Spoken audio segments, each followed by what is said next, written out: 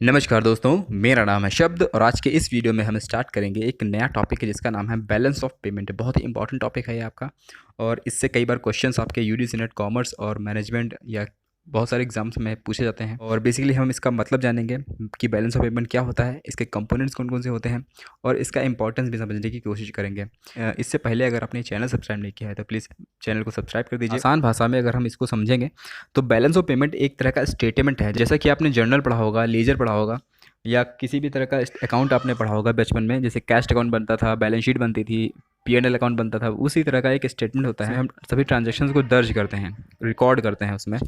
Balance of payment की अगर हम हिस्ट्री देखेंगे तो हिस्ट्री बहुत ही पुरानी है इसकी। चलिए इसके बाद में हम बात कर लेते हैं अपने कंपोनेंट्स की। बहुत ही इंपॉर्टेंट कॉन्सेप्ट है ये। और हम देखते हैं कि बीओपी में दो तरह के अकाउंट्स बनते हैं मेनली। यहाँ पर मेनली दो अकाउंट्स बनते हैं।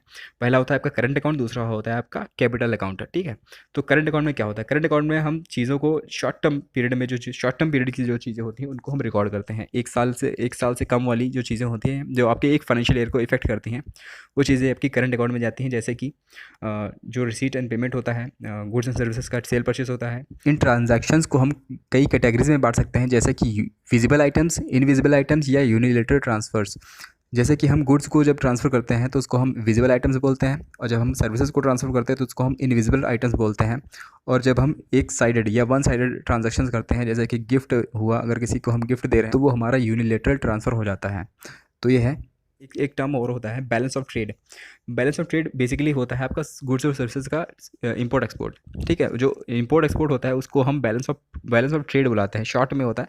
बैलेंस ऑफ पेमेंट एक बड़ा टर्म है और उसके अंडर आता है, उसके अंडर आता है बैलेंस ऑफ ट्रेड। ठीक है, अलावा कैपिटल अकाउंट में हम इंक्लूड करते हैं आपकी सारी जो कैपिटल नेचर की जो ट्रांजैक्शंस होती हैं। जैसे कि कैपिटल अकाउंट के तीन एलिमेंट्स हैं, देखिए मेजर एलिमेंट्स हैं ये।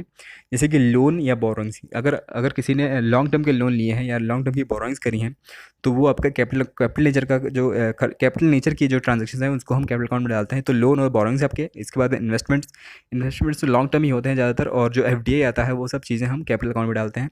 इसके अलावा फॉरेन एक्सचेंज रिजर्व जो होते हैं वो भी लॉन्ग टर्म के लिए होते हैं, जैसा कि आरबीआई हमारी रखती है गोल्ड के रिजर्व रखती है, और या किसी दूसरी कंट्री के एसडीआर रखती है, या दूसरी कंट्री की जो फॉरेन करेंसी है उसको रिजर्व में रखते हैं हम लोग। तो वो सब चीज़ें होती हैं आपकी कैपिटल अकाउंट के नेचर्स होते हैं। ठीक है, तो एक रिपोर्ट थी, आरबीआई की रिपोर्ट है और उसको मैं आपको दिखाऊंगा। उसमें आपको ज़्यादा क्लियर हो जाएगा कि एक बैलेंस ऑफ पेमेंट किस तरह से दिखता है, किस तरह का दिखता है बैलेंस ऑफ पेमेंट। तो एक मिनट रुकिए। ये प्रेस रिलीज़ है आरबीआई की, जो इन्होंने दिसंबर 30 2020 को रिलीज़ करी थी। इन्होंने developments of India's balance of payment during the second quarter of जुलाई सितंबर 2021। मैंने एग्जाम्पल के लिए यहाँ पर डाला है और आपको दिखाना चाहता हूँ कि किस तरह से बैलेंस ऑफ पेमेंट दिखता है, किस तरह का बैलेंस ऑफ पेमेंट का अकाउंट जो होता है वो किस तरह से दिखता है। तो यहाँ देखिए, ये है आपका major items of India's balance of payments. ये सारे आइटम्स हैं। और इसमें देखिए कैप करंट अकाउंट लिखा हुआ है। करंट अकाउंट से पहले बनता है करंट अकाउंट। यहाँ पर गुड्स हैं, आपकी सर्विसेज हैं, प्राइमरी इनकम्स हैं और सेकेंडरी इनकम्स हैं। ये सब चीज़ें दिखाई गई हैं यहाँ पर। मंथ और मंथ बेसिस पर इन्होंने कंपेयर किया है।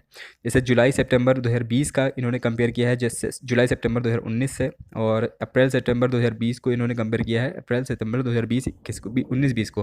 तो यहाँ पर ईयर वाइज भी इन्होंने कंपेयर किया है, क्वार्टर टू क्वार्टर भी इन्होंने कंपेयर करके दिखाया है इसमें। ठीक है, तो ये करंट अकाउंट है इसके बाद में इन्होंने कैपिटल अकाउंट भी दिखाया है। यहाँ पर देखिए फाइनेंशियल कैपिटल अकाउंट और फाइनेंशियल अकाउंट भी होता है। और देखिए चेंजेस इन रिजर्व्स इंक्रीज, जो रिजर्व में चेंजेस हो रहे हैं, जैसे मैंने आपको बताया था कैपिटल जो रिजर्व्स होते हैं वो भी हमारे कैपिटल अकाउंट में दिखाए जाते हैं। एरर्स एंड ओमिशंस दिखाए जाते हैं प्लस माइनस करके। यहाँ पर कैपिटल अकाउंट और करंट अकाउंट का जो बैलेंस होता है उसको जोड़ कर दिखाया जाता है।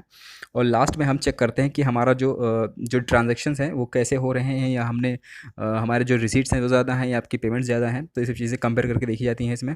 और बेसिक मतलब यही होता है कि हम देखते हैं कि हमको ज़्यादा प्रॉफिट हुआ है या नुकसान हो गया है, यानी कि हमने एक्सपोर्ट ज़्यादा किया है या इंपोर्ट ज़्यादा किया है। अगर हमारे एक्सपोर्ट बढ़े होंगे तो हमको एक सरप्लस की हमारी स्थिति होती है, और हमारे इंपोर्ट ज़्यादा होते हैं तो हमारी जो स्थिति होती है जो होती है डेफिसिट उसको हम बोलते हैं। ठीक है, चलिए इसके बाद में हम बात कर लेते हैं इंपॉर्टेंस की। तो बैलेंस ऑफ पेमेंट का इंपॉर्टेंस एक देश के लिए, एक कंट्री की जो है इकोनॉमी के लिए क्या होता है उसको हम समझ लेते हैं यहाँ पर। तो सबसे पहले हम बात करेंगे, it reveals the countries financial and economic status. एक कंट्री का जो फाइनेंशियल और इकोनॉमिक जो स्टेटस होता है उसको दिखाने के लिए बैलेंस ऑफ पेमेंट बहुत ही ज़रूरी होता है। इसके अलावा इंडिकेटर होता है ये कंट्री की करेंसीज़ के लिए, कंट्री की करेंसी की वैल्यू को इंडिकेट करता है कि ये अप्रिशिएट हो रही है, डिप्रिशिएट हो रही है। Helps the governments to decide on fiscal and trade policy. Mirror होता है कंट्री की इकोनॉमिक ग्रोथ को दिखाने के लिए, एक मिरर होता है। आपका बैलेंस ऑफ पेमेंट का जो पूरा अकाउंट होता है, स्टेटमेंट होता है, वो एक मिरर की तरह काम करता है। वो एक जेन्युइन जो फिगर होता है वो उसको दर्शाता है, ठीक है।